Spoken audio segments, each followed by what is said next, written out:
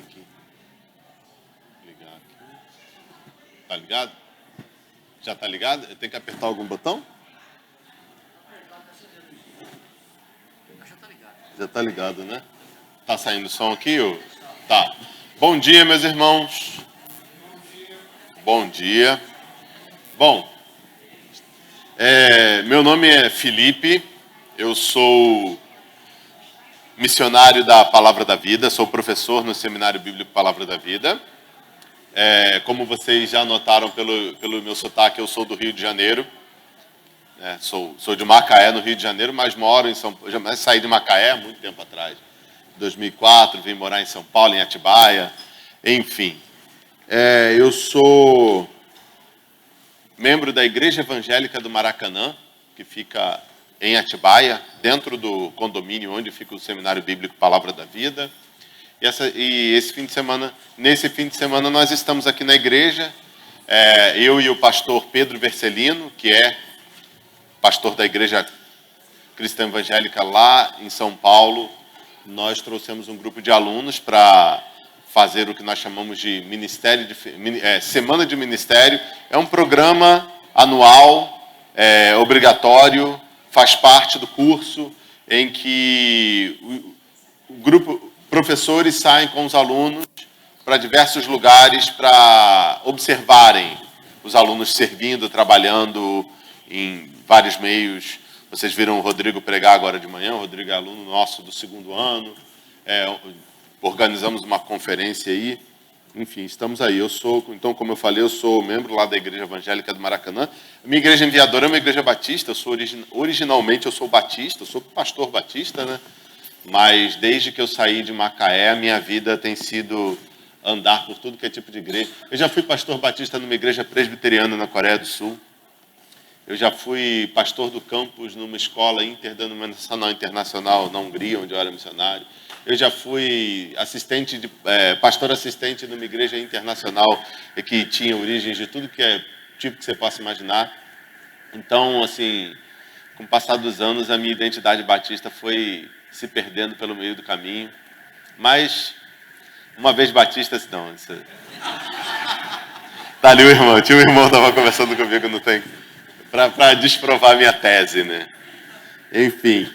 Então eu fui escalado para compartilhar com vocês essa lição, para liderar essa lição, hoje pela manhã. E eu queria contar uma história para vocês. Quem gosta de história americana aqui? Século XVI aconteceu a Reforma Protestante na Europa. Então nós tivemos ali na Alemanha Martinho Lutero e a Reforma Alemã. Nós tivemos o Zwinglio Calvino na Suíça. E tivemos o Henrique VIII na Inglaterra. O Henrique VIII ele começa a reforma da igreja Católica nas Ilhas Britânicas. Ele morre, a igreja já está num estado bem avançado, agora ela já é a igreja anglicana, a igreja inglesa, né? Eles trocam o Papa pelo rei. E após a morte do Henrique VIII, um filho dele sobe ao trono, bem pequenininho, doente, o Eduardo VI. Ele não tem muito tempo para fazer muita coisa, acaba morrendo logo. Mas a igreja anglicana já estava num processo assim, bem avançado de desenvolvimento. Só que quando o Eduardo VI morre, assume uma das filhas do Henrique VIII, a Maria Tudor, também chamada de Blood Mary, ou Maria Sanguinária. Ela persegue a liderança das igrejas do movimento anglicano, especialmente um grupo que naquele período já começava a surgir dentro da igreja anglicana, chamado de puritanos. Eles eram pessoas que queriam ver a pureza, a santidade dentro da igreja da Inglaterra. A Maria Tudor, ela persegue esses puritanos, persegue vários dos líderes dela, e ela causa o caos, e ela tenta retomar o catolicismo na Inglaterra, mas o reino dela não dura muito, ela morre, não deixa herdeiros, e no lugar dela assume a irmã, também filha do rei Henrique VIII, a Elizabeth I, a famosa rainha virgem. E a Elizabeth I ela tem um reinado muito longo.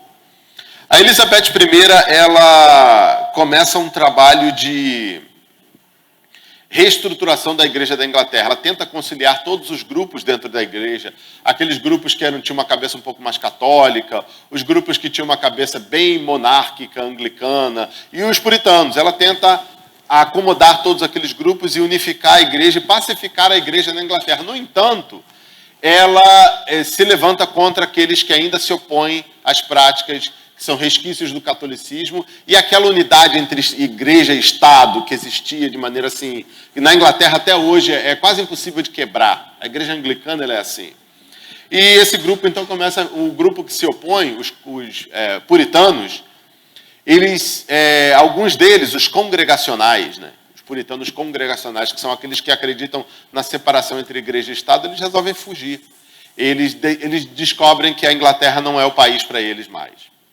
Era a casa deles, o país onde eles cresceram, o país onde eles nasceram, cresceram, foram educados, a igreja da qual eles fizeram parte a vida inteira, o país que eles amavam, a igreja que eles lutaram para que ela fosse transformada de dentro para fora, mas eles perceberam que tinham chegado ao seu limite e não havia mais o que fazer. Agora os seus líderes estavam sendo presos e uma perseguição se levantou contra ele. Eles resolvem, então, algumas famílias, várias daquelas famílias, resolvem entrar num navio e ir embora. E eles vão embora para os Estados Unidos. Eles vão embora para a colônia de Massachusetts, que ficava ao norte dos Estados Unidos. Naquele tempo não havia Estados Unidos, havia as 13 colônias. Eles vão para a colônia de Massachusetts, mais ao norte, e lá eles chegam a Boston, entram um pouco para dentro ali daquele território do Massachusetts e fundam colônias, cidades. E um dos objetivos deles é criar uma estrutura, criar uma sociedade onde eles possam ser livres para adorar a Deus da maneira que eles queriam. E assim surge a famosa história dos pais peregrinos, que são os, de fato, fundadores dos Estados Unidos, das 13 colônias. Cristãos, protestantes, que queriam ver a igreja pura, que não queriam mais a coroa mandando na igreja, e eles entendem que o único caminho para eles era ir embora do lugar onde eles nasceram, onde eles cresceram, onde eles tiveram as famílias deles, porque eles precisavam ir para um lugar mais seguro, onde eles pudessem adorar a Deus da maneira que eles queriam adorar o Senhor. Então essa é uma história assim, bem marcante na nossa época. E quem tem filho aqui? Levanta a mão, por favor. Quem tem neto já? Tem alguns que têm neto. Quem aqui não tem filho, mas pretende ter filho? Acho que, bom, todo mundo, pelo visto, tem filho. Quem não tem? Que bom. É bom que todos aqui tenham filhos, porque aí fica mais fácil o que eu vou falar agora, dessa manhã. Então, uma história de quando você descobre que para viver a sua fé, para ensinar a sua fé aos seus filhos e para exercer a sua fé com liberdade diante do Senhor, o que você faz? Que tipo de decisão você toma? Nós vivemos num país relativamente cristianizado, bem cristianizado, digamos assim. Ainda há muitos católicos. O catolicismo no nosso país ele tem diminuído a passos largos. Eu lembro quando eu estava no ensino médio, eu estudei numa escola onde havia muitos católicos que iam à igreja. A minha vida inteira eu conheci católico, mas eu acho que eu não conheci nenhum católico que fosse à igreja. E aí eu fui para uma escola, no ensino médio, e tinha um monte de colegas de turma que eram católicos que iam à igreja. Talvez muito por conta isso foi década de 90, né? Talvez muito por conta do padre Marcelo Rossi, e daquele movimento ali que começou no catolicismo brasileiro. Mas aquilo lá passou, e o catolicismo está capengando no Brasil. Sinceramente, está capengando. Volta à estaca zero. O protestantismo, o movimento evangélico, ele cresce. Ele começou a crescer a partir do enfraquecimento do catolicismo, e hoje nós já temos aí, num país de 214 milhões, mais ou menos 214 milhões de pessoas, você tem pelo menos 60 milhões de evangélicos. Pelo menos acredita-se, né? É muito evangélico, né? É muito crente. Nós temos um presidente, goste dele ou não, nós temos um presidente que se identifica como cristão, se identifica como católico, casado com uma evangélica. Um presidente que não tem vergonha de falar para ninguém que falar de Deus, né? Na televisão, nos discursos dele, que ele acredita em Deus, cita lá os versículos da Bíblia. Nós temos uma bancada evangélica no Congresso, que aparentemente é bem grande, né? Temos aí políticos evangélicos concorrendo aos cargos eletivos aí em vários momentos. Então, parece que nós vivemos num país onde o exercício da nossa fé é muito livre. Parece que nós vivemos num país onde o Estado, de fato, não se mete na igreja, onde nós podemos viver a nossa fé livremente. Se você é evangélica, se ela é católica, os cristãos principais do país, né, eles podem viver a vida deles em paz. Mas e se isso mudasse de uma hora para outra? E se alguém chegasse ao poder no nosso país e colocasse os pastores e os padres no seu devido lugar? E começasse a implementar medidas para conter a liberdade dos evangélicos e até mesmo dos católicos. O que nós faríamos numa situação como essa? Se nós enfrentássemos algo talvez não tão igual ao que os puritanos enfrentaram na Inglaterra e tiveram que fugir para os Estados Unidos, mas algo que fosse extremamente desagradável. Será que isso poderia acontecer? Vocês sabem que dois dos países assim, dois países muito livres do mundo, em democracias maduras, com liberdade total, liberdade de culto, as pessoas podiam viver a vida delas. Elas, de um dia para o outro, se tornaram dois países opressores e que começaram a perturbar a vida dos cristãos, especialmente dos pais cristãos, Canadá e Austrália, na época da pandemia. Nós temos uma missionária nossa, a filha dela, uma das filhas dela mora na Austrália. Ela é brasileira, marido brasileiro, o marido dela fez o doutorado dele na Austrália, voltaram ao Brasil, foi trabalhar na Universidade Federal de Santa Catarina, terra dele, passou no concurso, cara altamente capaz. Depois de 4 anos na Austrália, passaram acho que 2 anos no Brasil, não se adaptaram mais. Santa Catarina, Florianópolis, não estou falando de não estou falando de Baixada Fluminense, não, desculpa. Estou falando assim. Né?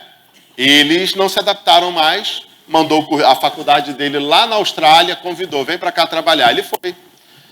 A esposa foi contratada pela embaixada australiana, pela embaixada do Brasil na Austrália para ser tradutora juramentada. Ela faz trabalho de tradução juramentada do português para o inglês. Ela trabalha com o consulado do Brasil lá, embora não seja funcionária pública necessariamente. Ele, professor de uma das maiores universidades australianas na área de fisioterapia, 2 filhos crescendo na Austrália, se tornaram cidadãos australianos. Sabe o que aconteceu no ano passado?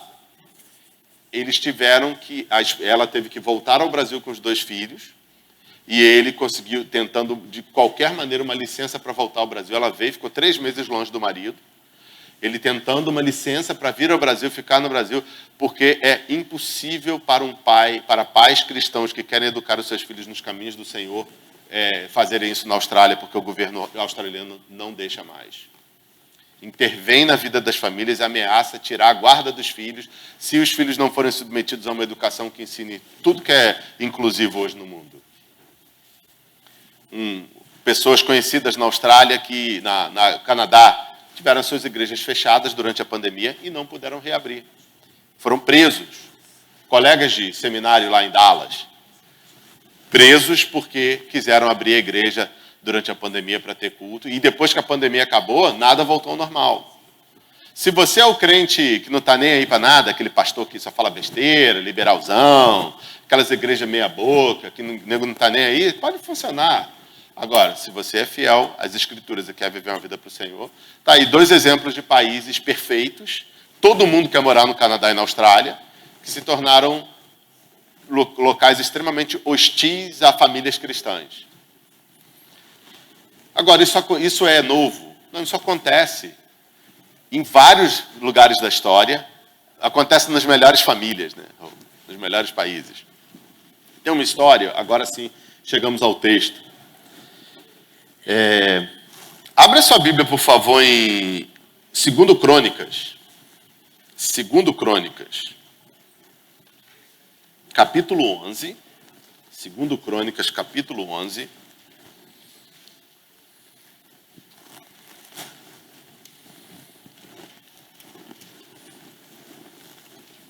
Segundo Crônicas, capítulo 11. Antes de ler o texto, eu vou contar um pouco do contexto para vocês e depois vocês lerão um texto entre vocês, ler com atenção. E eu quero discutir um pouco do que aconteceu ali. Israel, então, saímos do Brasil, da Canadá, Austrália dos dias de hoje, passamos da Inglaterra lá no século XVI, XVII, vamos lá para o mundo antigo. Lá, quantos anos aqui? Era quase 1000 anos antes de Cristo. Um pouco mais, né? O Senhor leva Israel até a Terra Prometida, eles entram na Terra Prometida, tem o período da conquista lá com Josué, tem o período dos juízes, durante 350 anos, basicamente. Aí Israel está uma bagunça, mas eles conseguem se organizar debaixo da liderança do profeta Samuel, e o primeiro rei de Israel é estabelecido, é instituído. Quem foi o primeiro rei de Israel? Saul. Quantos anos Saul reinou, você lembra? 40 anos. Pelo menos é o que nós sabemos pelo Novo Testamento. Saul reina durante 40 anos. Saul foi um rei, começou bem e terminou mal. Né? Mas pelo menos o país estava unificado debaixo do governo de Saul. Quando Saul morreu, quem assumiu o trono? Davi. Quantos anos Davi reinou? 40 anos também. Davi foi um baita de um rei, não é? Foi um rei melhor do que Saul. Nós falamos em panorama bíblico, né, os gestinhos lá, que Saul era sem coração, Davi era todo coração, né? Então ele reinou 40 anos e foi um baita do rei. E aí veio o filho do Davi, que era o... E Salomão reinou quantos anos? 40 anos. Salomão era meio coração, né? Ele começou bem e deu umas pipocadas lá, né? Pisou na bola e tal. Ninguém sabe se Salomão voltou para o Senhor ou não no final da vida dele. Aparentemente, lá em Eclesiastes, ele volta aos caminhos do Senhor. Mas, enfim, então nós temos aí 3 reis, a monarquia bem instituída. Debaixo do governo de Davi e Salomão, Israel viveu o seu auge. Historicamente, nós falamos sobre o Império Davídico e Salomônico. O Império Davídico Salomônico. Israel alcançou a maior... as fronteiras de Israel alcançaram quase os limites previstos por Deus. Eles tinham nações ao redor, vassalas a ele, pagando tributo ao reino. A população vivia bem. Algumas das coisas que foram construídas nesse período aí, vocês lembram? O que foi construído nesse período? Templo, na época de Salomão. Jerusalém foi conquistada nesse período? Foi pelo Davi. O Davi conquistou Jerusalém, foi instituída como capital. O tabernáculo é trazido para Jerusalém. O templo é construído em Jerusalém. As pessoas vinham de lugares diferentes do mundo para ouvir a sabedoria de Salomão. Era um período assim, uau! Deus fez grandes coisas. Só que aí Salomão morre. E quem sucedeu Salomão? Roboão. Ou como diria alguns, Robobão, né? Primeira revista que eu usei da Cristã Evangélica no ano 2000. Pessoas como nós, né? Falava sobre os reis de Israel e Judá. Mas enfim. Então Roboão assume. O rei Salomão morreu no ano 931 a.C. 931. E o Roboão assumiu o trono. E o que acontece debaixo do governo de Roboão? O reino se divide. E aí nós temos agora o reino do sul e o reino do norte. O reino do sul chamado de Judá, o reino do norte chamado de Israel ou Efraim. 2 reinos. E quem se torna rei do norte? Jeroboão I, Jerobobão. Então, Roboão no sul, Jeroboão no norte. O templo está localizado no sul ou no norte? No sul. Em Jerusalém, capital do sul. E no norte, o que eles fazem? O que Jeroboão faz? 2 bezerros de ouro, exatamente. Ele fala assim, vamos fazer o seguinte, para que as pessoas do meu reino não vão ao sul, ele estabelece um altar em... Vamos lá, se o pessoal lembra. Não. Tem 2, um no norte e um no sul. Bem na fronteira com o sul, Betel, e no norte, Dan. Então, 2 altares. esses são os deuses de Israel. Esses bezerros são o Deus de Israel agora. E ele proíbe as pessoas de adorar a Deus. Ele proíbe as pessoas de ir para o sul, adorar ao Senhor em Jerusalém. Ele estabelece os seus próprios sacerdotes. Ele impõe a sua religião ao país. E o que acontece? Agora, quem é que morava espalhado pelo país inteiro? Hã? Os levitas moravam. E o que os levitas faziam? Serviam no templo. Eles moravam em quê? Cidades levíticas e cidades de refúgio. Havia 48 cidades levíticas espalhadas por todo o território do antigo Israel. E dessas 48 havia 6 cidades chamadas cidades de refúgio. 3 do lado ocidental do Rio Jordão, 3 do lado oriental do Rio Jordão. Os levitas moravam. Ninguém em Israel morava a mais de 5 quilômetros, não, a mais de 15 quilômetros de distância de uma cidade levítica. Ou de 5 quilômetros, eu nem lembro. Não, eram 64 cidades, desculpa. 64 cidades levíticas, e ninguém em Israel morava a mais de 5 quilômetros de uma cidade levítica. Nas cidades levíticas, a palavra de Deus era ensinada. Os levitas moravam nas cidades deles e aravam os campos ao redor. E nós não sabemos exatamente como funcionava, porque nós não temos a história social daquele período se perdeu, porque é um período muito antigo, né? Mas parece que os levitas, eles moravam espalhados pelo país todo também para ensinar as pessoas. Então, as pessoas iam ao local onde os levitas estavam e aprendiam com eles. Porque os sacerdotes, eles já agiam no templo em Jerusalém. E as pessoas, elas tinham que ir ao templo de Jerusalém, elas iam geralmente 3 vezes ao ano. Uma pessoa que morava lá na Galileia não tinha condições de ir a Jerusalém várias vezes ao ano. Ir ao templo em Jerusalém, sei lá, quantas vezes ao ano. Então havia alguns momentos ali, 3 especificamente, que eram os principais. Era Páscoa, primícias e tabernáculos. Fora isso, eles estavam nas suas casas. E aí eles aprendiam com os levitas, que viajavam pelos vilarejos ensinando a lei do Senhor. As pessoas iam às cidades levíticas para aprender. E assim funcionava todo o sistema de Israel. Aparentemente é isso que acontecia. Mas aí racha o reino. E o cara lá no norte, Jeroboão, estabelece esses altares, estabelece uma nova religião. O que você faz numa situação dessa? Mas pensa numa coisa, era uma cultura onde as pessoas morriam onde nasciam. As pessoas não viajavam muito. Era possível haver pessoas que em toda a sua vida não tivessem se afastado de casa por mais de 15 quilômetros. Não tivessem se afastado do local que eles nasceram por mais de 15 quilômetros. Uma vida inteira morando ali. A pessoa nascia, ela crescia na casa que os bisavós delas cresceram. Talvez não na exata casa, mas na propriedade. Passava de geração em geração.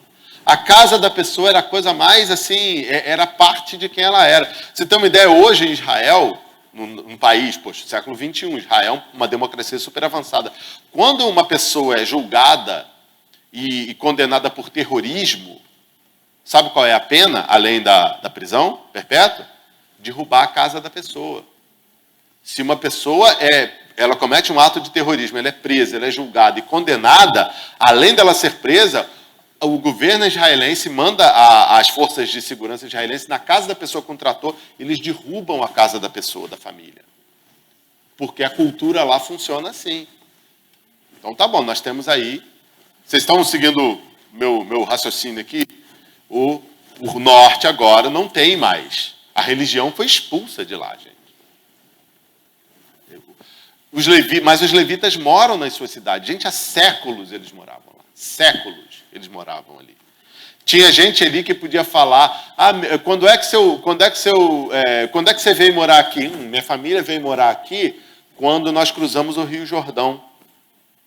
Há 500 anos atrás. Ou seja, a idade do nosso país, né? Você sabe, essa propriedade aqui está na nossa família há quanto tempo? Está na minha família desde a época de Josué e Calebe. E aí, de um dia para o outro, de uma hora para outra, tudo pelo que você lutou na vida, tudo que você acredita, tudo aquilo que você preza, se torna objeto de perseguição no país e você tem que tomar uma decisão. Eu sou levita, eu não sei fazer nada mais, simplesmente ser levita. Sou agricultor, sou criador de gado lá, mas eu fui treinado para fazer parte da tribo sacerdotal de um povo sacerdotal. O que eu faço? Eu vou ler com vocês agora, 2 Crônicas, capítulo 11, eu vou ler verso 13 a 17, eu vou ler uma vez, e depois eu vou fazer umas perguntas a vocês. Eu estou lendo na Nova Almeida atualizada, tá, gente? Então, se você quiser, faz o seguinte, não acompanhe na sua Bíblia não, a não ser que você tenha uma Nova Almeida. Se você não tem uma Nova Almeida, ouve eu lendo a história para você, que depois você vai ler na sua própria Bíblia, tá bom? 2 Crônicas, capítulo 11, a partir do verso 13. Os sacerdotes e os levitas de todos os lugares de Israel, norte, apoiaram Roboão, rei do sul. Os levitas abandonaram os arredores das suas cidades e as suas propriedades e vieram para Judá e para Jerusalém, no sul.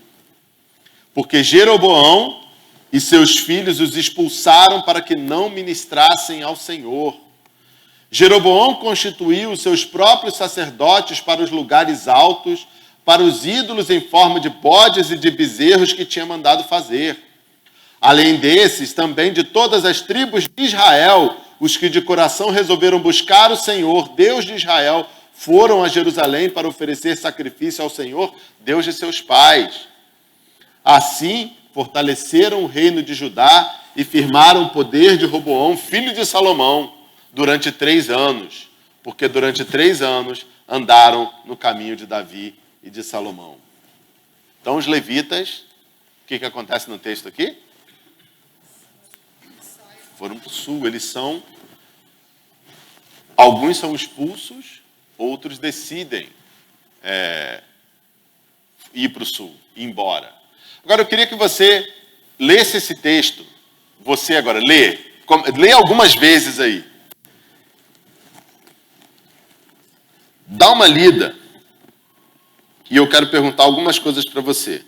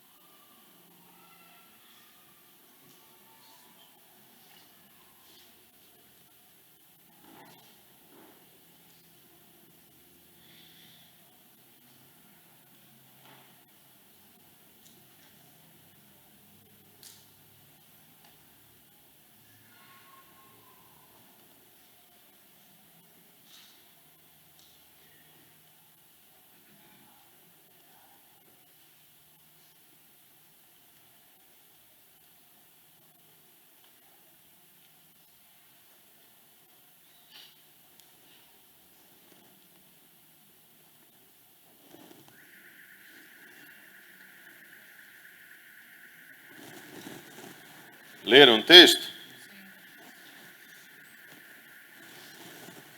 O que esse texto tem a ver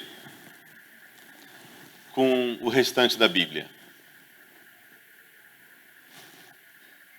O que aconteceu depois disso aí? Vocês, quem conhece a história do Antigo Testamento?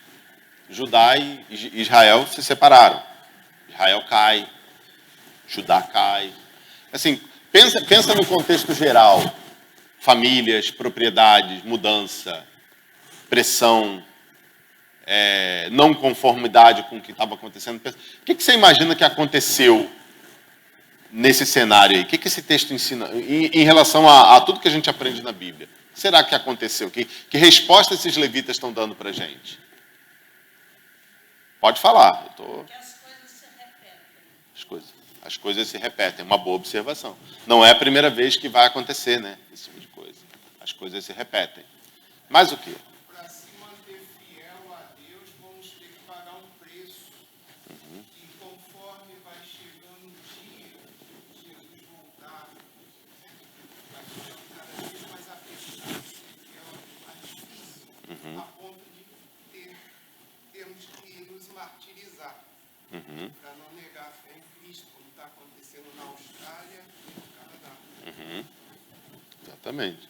E lembrando aqui que o irmão lembrou Austrália e Canadá, lembrando aqui que era Israel. Era o país de Deus.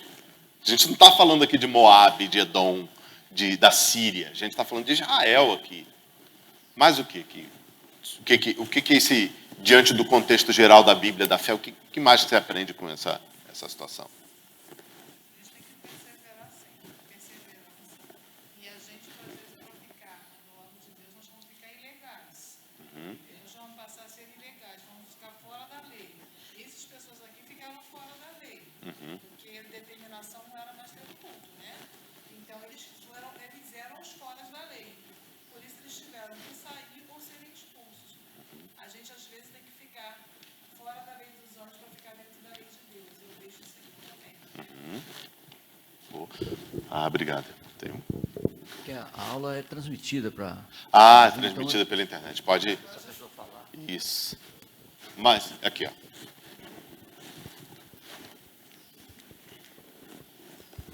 Lá no versículo 16, ele diz: depois desses, né, de todas as tribos de Israel, os que deram o seu coração a buscarem ao Senhor Deus de Israel, vieram a Jerusalém para oferecer sacrifícios ao Senhor Deus de seus pais. Assim fortaleceram o reino de Judá e corroboraram com Roboão. Então eu vejo, desculpa, irmão. Então eu vejo que também eles precisaram tomar uma decisão de abandonar tudo, deixar tudo para trás. Acho que também sentiram uma sensação de perda, uma sensação de que o mal realmente avançou, predominou, mas eles não puderam fincar a bandeira ali, porque a primeira coisa que eles precisavam decidir é servir ao Senhor de coração, independente da circunstância e do local, né? Agora, esse versículo que o irmão leu aí, você vê os levitas influenciando alguém a seguir o mesmo caminho que eles? Deixa eu ler de novo aqui. Depois desses, deixa eu ver o 15. E ele constituiu para si sacerdotes, né, que no caso é o rei do norte aqui, né? Constituiu para si sacerdotes para os altos, para os demônios e para os bezerros que fizeram. Depois desses, também de todas as tribos de Israel, os que deram o seu coração a buscarem o Senhor de Israel, vieram a Jerusalém para oferecerem sacrifícios ao Senhor Deus de seus pais. Eu não vejo os levitas, mas eu vejo o resultado do trabalho deles influenciando a decisão dessas pessoas. Exatamente. No contexto, a saída dos levitas influencia pessoas fiéis ao Senhor a segui-las. Tipo, se os levitas estão indo embora, por que eu vou ficar aqui? Né? A liderança espiritual do país está tomando uma decisão que está influenciando pessoas que querem seguir fiéis ao Senhor. Agora, o que isso ensina? O que esse texto ensina sobre Deus? Quando você olha para essa situação toda, pessoas tendo que abandonar as suas famílias não, as suas propriedades. Agora, assim, botar tudo numa carroça, seus filhos pequenos, deixar tudo que você construiu na vida, que seus antepassados construíram, tudo que seus pais construíram para trás, para encarar uma nova vida. E aí, o que isso ensina sobre Deus?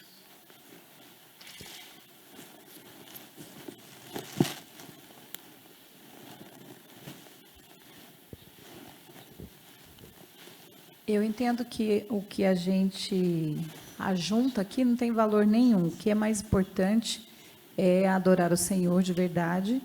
E mesmo que faça parte da minha família uma casa, ou que seja há muitos anos, isso não é nada. O que interessa, o que importa é servir ao Senhor de verdade. Então, à medida em que eu não tenho condições mais de adorar o Senhor, como as pessoas viram os próprios religiosos, líderes, abandonando por causa da fé, e você olha e fala, bom, e o que eu vou ficar fazendo aqui ainda com os meus tesouros?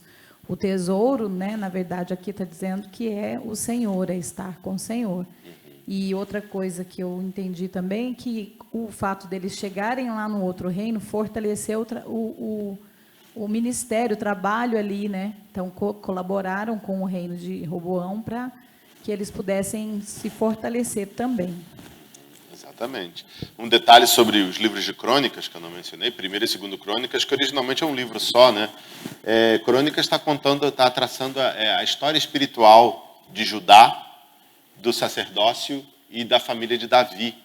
Então, Crônicas foca muito na fidelidade daqueles que enfrentaram desafios na vida e mesmo em meio às suas próprias falhas, persistiram em continuar caminhando com o Senhor. Porque o autor de Crônicas, ele está escrevendo para o pessoal que foi arrancado da sua terra por conta do cativeiro babilônico. Ele está escrevendo para o povo que estragou tudo, que acabou com o seu próprio país e viu, por conta disso, o seu país sendo destruído pelos babilônios. Agora eles estão no cativeiro, olhando para trás e se perguntando, mas e aí, tem jeito para nós? Nosso país caiu, não temos mais rei, não temos mais sacerdócio, não temos mais templo. E aí, o que Deus quer de nós agora? O autor de Crônicas está olhando para histórias como essa daqui e mostrando. O que mais sobre Deus você aprende?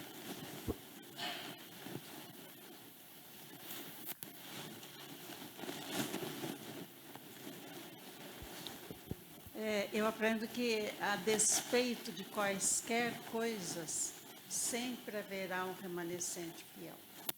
Mesmo porque a gente está vivendo hoje, que não está fácil também, das igrejas, mas existe o remanescente fiel. Isso vai continuar. Exatamente. E Deus... E sabendo da história deles, isso fortalece mais ainda os nossos dias, né?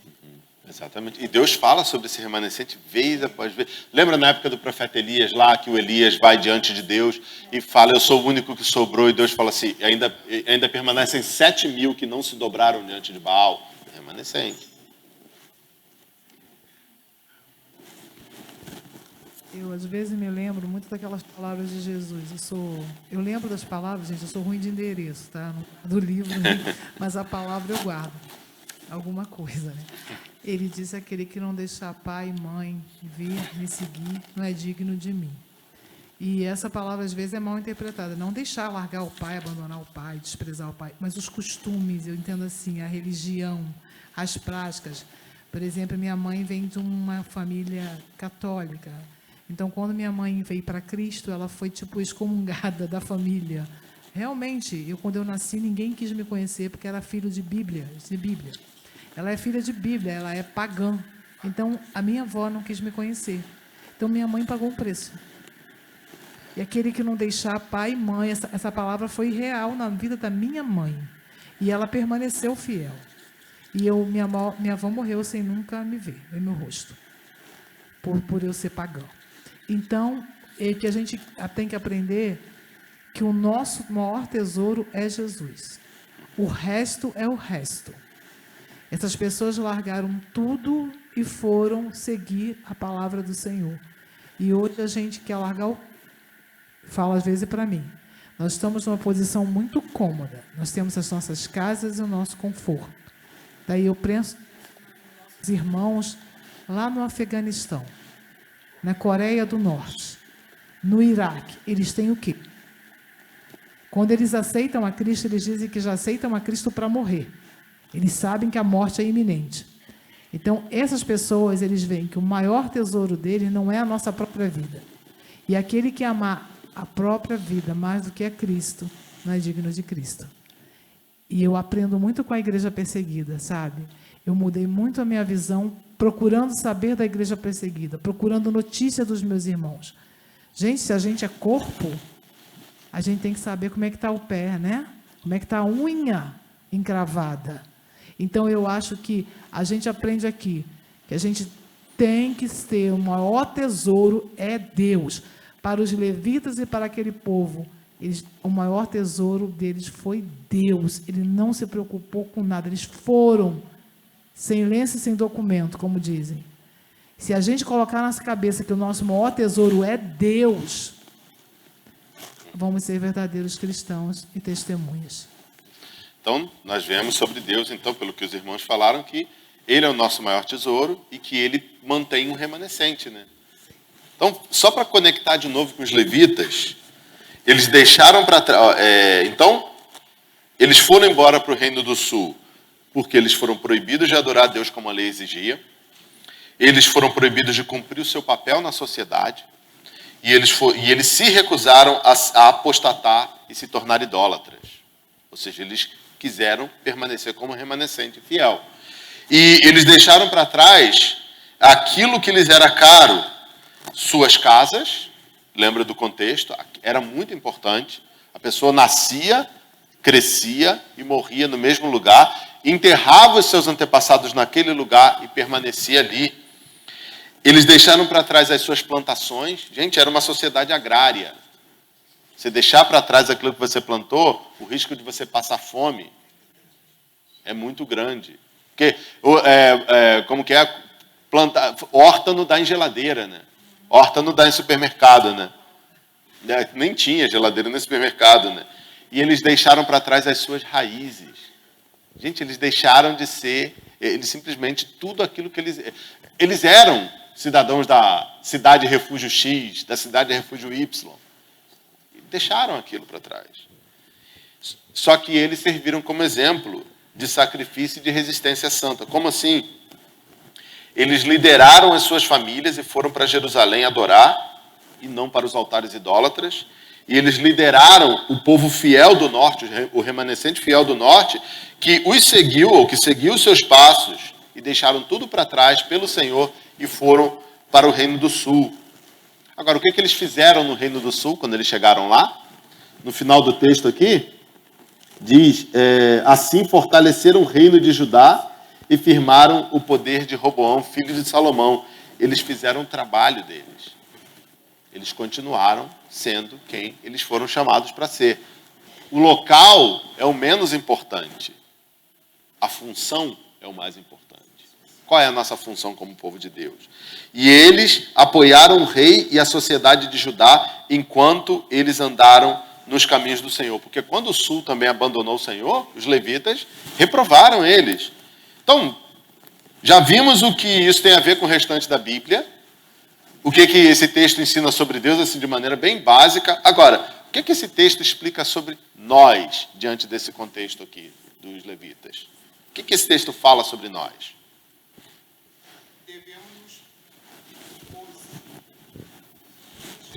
Devemos nos posicionar como cristãos, mesmo diante de todas as ameaças, mesmo diante de todas as dificuldades, e esse seria o nosso maior testemunho de que somos o remanescente do povo de Deus. Isso.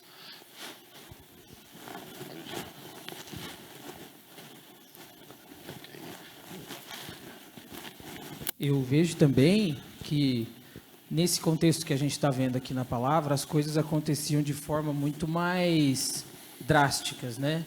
Eu vejo que a morte, a demolição de uma casa, eram coisas muito graves, muito chocantes, né? A deportação e tudo mais. Hoje em dia a gente vive um contexto que é mais sutil, né? Às vezes você sofre uma pressão por causa de um senso comum dentro da igreja. Eu vou dar um exemplo. Você prefere uma música tradicional, é só um exemplo, uma música tradicional a uma música mais moderna, né? E a gente sabe que essa música mais moderna, gospel, ela está na moda, tal. Ao tomar uma opção dessa, baseado na palavra de Deus, você pode ser taxado como legalista, ridicularizado, como descontextualizado, né? Então, são coisas muito mais sutis. É como se fosse uma pressão mais psicológica, né? Uhum. E mesmo mudando o cenário, ainda é a mesma circunstância. Graças a Deus, ninguém derrubou minha casa, graças a Deus, né? Mas você foi excluído, né? Você foi ridicularizado. Enfim, eu entendo que esse princípio de ter que tomar uma decisão, ele permanece ao longo da história. Sim. Então, o que mais ensina sobre nós?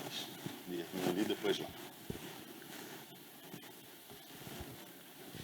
Pastor, no ano passado, no ano retrasado, a minha filha estava no 3º ano e a professora pediu para cada um fazer uma leitura que cada um ia apresentar na classe de escola estadual. E eu dei uma historinha bíblica para minha filha.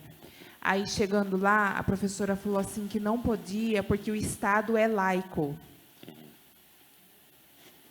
É uma Tá? ótima desculpa. Então, esses tipos de coisas não podem entrar na escola. Então, aconteceu isso, e aí o ano passado, eles ficaram o ano inteiro em casa, e no final do ano, foram em um mês só, dezembro, para a escola, e aí eles pintaram todo o chão de LGBT e toda a parede do refeitório de LGBT. E a professora passou um filme O Fado do Dente. Aí a aluna falou, mas professora, você não falou que a gente tem que terminar a lição? Né? Por que você colocou esse filme? Ela falou, não, vocês têm que ver logo, porque vocês têm que aprender logo. O Fado do Dente. Então, não está sendo sutil, os ataques estão acontecendo. Quem está trabalhando demais, que não está percebendo. Alguns que não param de trabalhar, não param para refletir, que não estão percebendo.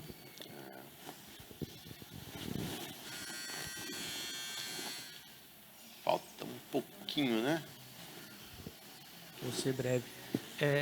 Eu acredito que, com a colocação no que se aplica a gente, eu vejo que onde, além do que já foi dito, né, que é onde está o seu coração, eu vejo que a necessidade de criar raízes mesmo dentro do Evangelho, né? Porque teologia fraca produz crente fraco, e o crente fraco não resiste no dia da angústia, né? E aí a gente vê na parábola do semeador que tem uma ocasião que nasceu, brotou a semente, só que quando saiu o sol, ela morreu porque ela não tinha raízes, né? Eu vejo que é necessário a gente criar raízes dentro da nossa crença de fato. Se você crê, por que você crê? Parar tempo para poder pensar o porquê que você pensa, se de fato você crê por uma ideia dos outros ou se você teve um encontro de fato, porque naquele dia só o nascido de novo que vai ver o reino, né? Não é só o crentez, né? O jeito que a pessoa que vai na igreja ou tem às vezes até ensina alguma coisa, mas não nasceu de novo. Então eu vejo que existe uma necessidade de fazer isso, como o John Piper fala, eu não estou aqui para ficar afagando o ego desses tipos de pessoas. A minha guerra é que eles venham a se converter de fato, né?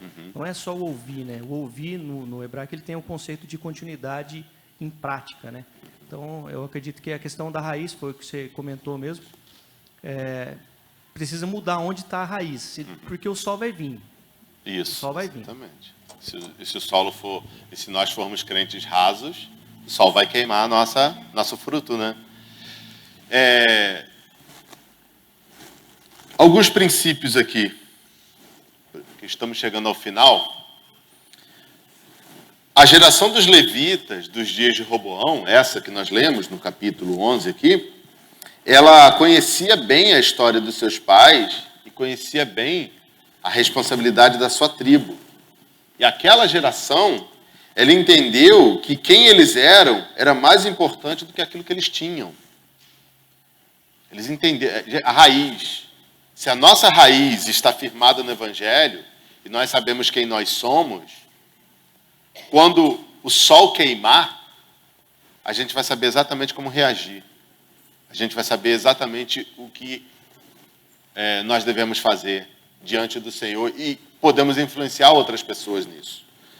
A geração dos levitas do dia de Roboão, ela escolheu ser exemplo para a sua geração e não se omitiu em liderá-la, mesmo que isso tenha custado a todos eles suas casas e seus bens, sua identidade como moradores de um determinado local, mas não as suas raízes como levitas, a tribo sacerdotal no meio de um povo sacerdotal. Então, perder o que nós temos, tomar uma decisão de deixar para trás algo para que nós consigamos permanecer fiéis ao Senhor e consigamos ser exemplo para outros, isso tem mais valor É fácil falar quando a gente não está com a faca no pescoço, né? Mas a gente tem que falar de qualquer jeito. Porque um dia a gente vai lembrar. Porque, todo mundo aqui que já passou uma dificuldade na vida, que teve que fazer escolhas, lembrou de algo que ouviu. E aquilo ajudou. É o caso desses levitas aqui. Eles conheciam a lei do Senhor. Eles meditavam, eles trabalhavam. A função deles, era aquilo, era ensinar, era viver aquilo, ensinar aquilo. E a geração dos levitas dos dias de Roboão decidiu apoiar as ações do Reino do Sul, do Roboão, né? Mas não se absteve de retirar o seu apoio quando eles viram que o governo abandonou o Senhor. É o que o verso 16 fala. Ó. 16? Isso. Além desses, também de todas as tribos de Israel, os que de coração resolveram buscar o Senhor, Deus de Israel, foram a Jerusalém para oferecer... Desculpa, é o 17. Assim fortaleceram o reino de Judá e firmaram o poder de Roboão, filho de Salomão, durante 3 anos. Porque durante 3 anos Roboão deu exemplo. Porque durante 3 anos andaram no caminho de Davi e Salomão. O que esses levitas fizeram depois de 3 anos? Retiraram o apoio a Roboão. Por quê? Porque Roboão se tornou um rei mau, que andou nos caminhos de Jeroboão do norte. Olha só a situação dessas pessoas. Eles tiveram que sair de onde eles viviam para um outro país, entre aspas, deixar tudo para trás, liderar uma geração de pessoas que queriam permanecer fiéis ao Senhor. Eles chegaram nesse novo país e quando esse novo país se virou contra Deus, eles também tiveram que tomar a decisão de retirar o apoio dele. Mas aí não tinha mais para onde correr. Não tinha mais para onde ir. Em algumas ocasiões, nós teremos como fugir. Você está numa igreja ruim que não ensina a Bíblia, não é o caso aqui, vai para outra igreja, com a sua família, luta pela sua igreja até o fim. Mas quando você vê que a casa caiu, que não tem mais jeito, você pode ir para um outro lugar onde você ensina a palavra. Você está no emprego e lá estão te atazanando a vida para fazer coisa errada, você não quer mais aquele ambiente, você pode pedir ao Senhor para te dar um novo emprego. Mas e quando não tem mais igreja, não tem uma terceira igreja para ir, não tem um novo emprego para ir, não tem um novo bairro para morar, uma nova cidade para morar, o que a gente faz? O que a gente faz? Continua firme. Porque senão, aí vem as palavras de Pedro, quando Jesus dá um discurso super duro lá para o pessoal, falou assim, vocês vêm a mim porque vocês tinham fome, eu multipliquei os pães e matei a fome de vocês. Agora, quem não beber do meu sangue e não comer da minha carne, não tem parte comigo. E a multidão então começou a deixar Jesus, né, depois desse discurso duro, e Jesus olhou para os 12 e falou para eles assim, e vocês não vão seguir a multidão? Pedro então responde, para onde iríamos se só tu tens as palavras de vida eterna? Tem hora que um novo emprego, um novo bairro, uma nova casa, novos amigos, uma nova igreja, não será possível nós encontrarmos nada disso. Tem hora que o único refúgio será mesmo o Senhor. Né? Eles passaram por essa situação. E quem está escrevendo isso, está escrevendo sob a perspectiva de quem está vivendo no futuro 2 séculos depois, 2 séculos e meio depois, olhando para trás e falando, nós perdemos tudo o que nós tínhamos. E agora nós não temos nada, nós não temos país, nós não temos rei, nós não temos templo, nós não temos sacrifício, nós somos simplesmente exilados num país, numa terra estranha, que adora outros deuses. O que a gente vai fazer? É a nossa história hoje. Só tem piorado, parece que o cerco só tem aumentado. Agora, para terminar, queria deixar algumas aplicações aqui, bem basiquinhas. Como é que eu vivo isso? Todo mundo aqui levantou a mão, quase todo mundo falando que tem filho, né? Tem neto. E aí? Como é que eu respondo a isso olhando para a próxima geração? Porque aqueles levitas serviram como exemplo para a geração seguinte e para as pessoas ao redor dele. Primeiro, seja um exemplo de coragem moral para os seus filhos. Seja um exemplo de coragem moral para a sua igreja. Seja um exemplo de coragem moral para as outras gerações que estão ao seu redor. O que é ser moralmente corajoso? É ser como aqueles levitas. Minha função nesse mundo é adorar a Deus e viver para Ele. Eu vou adorar a Deus e viver para Ele. A história da sua filha lá, falar para ela mesmo, né? Minha filha, o fado do dente está errado. o conselho tutelar vai bater na porta da minha casa porque eu falei para minha filha que o fado do dente é errado. Mas o fado do dente é errado. É ser um exemplo moral. Eu tenho filho. Tenho uma filha de 6, um filho de 4 e um filho de 3. É complicado. Minha filha queria ver Frozen 2. A gente não deixou. Não deixou. Meus filhos nem sabem quem é o Buzz. Viram uma vez no Toy Story, que eles quase não veem televisão. Saiu o filme do Buzz aí, eles ganharam um negocinho do McLanche feliz. Aí eu fui ler sobre o desenho. Meus filhos não vão ver o Buzz Lightyear. Eu não vou ensinar eu não vou deixar meus filhos verem esse lixo moral. É fácil, mas e quando outras decisões mais complicadas forem necessárias? Né? Então, seja um exemplo moral, de coragem moral. Segundo, encha a imaginação moral dos seus filhos, da sua família, das pessoas ao seu redor, com aquilo que é bom, em oposição àquilo que é mal. Imaginação moral aqui é as histórias que você conta. Minha filha, leia uma história bíblica na igreja, leva para a escola uma história bíblica. O universo da Bíblia, ser o universo dos nossos filhos. O universo da Bíblia, ser o universo das pessoas que convivem conosco. Ser o nosso universo. O universo das histórias que a Bíblia conta, ou da literatura cristã associada à Bíblia, Crônicas de Nárnia, O Hobbit, Senhor dos Anéis. Não estou nem falando dos filmes, não, estou falando dos livros mesmo. O Wingfeather, aí, que é a saga nova, as Crônicas de Olã. Nós temos que aprender a ensinar o que é bom para os nossos filhos, para as outras gerações e para quem está próximo a nós. Ao invés de assistir um filme de romance desses aí, pangaré, que tem aí a torto e direito aí, com um monte de coisa errada, bota a galera para assistir ou para ler. Como que é aquele livro bom pra caramba da Francine Rivers? É o Amor de Redenção. Ler, sei lá, os romances dela, ou coisa do tipo. Não tenha medo de criar filhos que serão vistos pela sociedade como esquisitões ou mesmo tapados religiosos. Não tenha medo de educar adolescentes na igreja que serão vistos como tapados religiosos ou esquisitões. Porque nós não pertencemos a esse mundo. E esse mundo, ele é louco. Se ele não, como é que funciona a estrutura desse mundo? Se ele não coopta, se ele não consegue trazer, ele destrói. Não tem alternativa. Prepare-se e a sua família a fazer grandes sacrifícios pelo Senhor e por aquilo que representa o bem maior. Ensine aos seus filhos e à sua igreja e às pessoas próximas a você e à sua família que vocês fazem parte de um movimento de dimensões mundiais e eternas. Há irmãos nossos no mundo inteiro passando pela mesma situação. E o que nos une é Jesus e no final das contas nós estaremos todos juntos pela eternidade com Ele. E mostre aos seus filhos, aos adolescentes, às crianças da igreja, mostre a eles na prática que liderança moral e serviço ao próximo são a marca da nossa família, a marca da nossa igreja, a marca do nosso povo. Por que é errado? Porque é errado, porque a Bíblia diz que é errado. Mas a Bíblia diz que é errado. Mas a sociedade hoje vê assim, mas na escola é assado, mas está errado. Eu estava num ambiente com a minha filha de 6 anos.